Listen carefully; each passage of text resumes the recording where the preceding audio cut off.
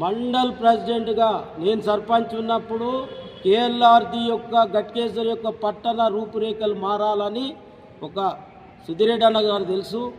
బొక్క బ్రాహ్మణ శిశువు రూపురేఖలు కోట్ల రూపాయలతో అభివృద్ధి చేసిన చరిత్ర మాతి.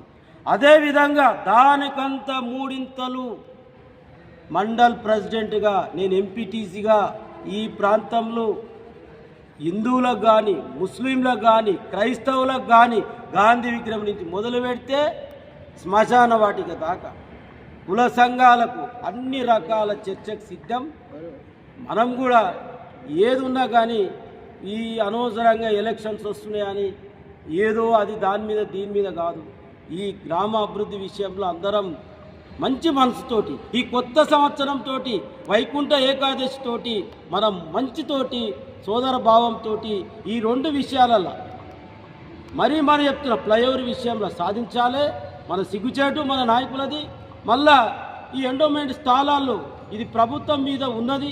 ప్రజలు మభ్యవైపోయే మాటలు మాట్లాడద్దు. ప్రజలు కూడా తెలుసుకోవాలి. గూగుల్ వచ్చింది, ఈ మొత్తం ప్రపంచం అంతా ఫోన్లోనే ఉన్నది. ఈ చట్టం అంటే ఏంది అని కూడా దాన్ని తెలుసుకొని మనమంతా పోరాటం చేయవలసిన అవసరం ఉన్నదని తెలియజేస్తూ ఈ అవకాశం ఇచ్చిన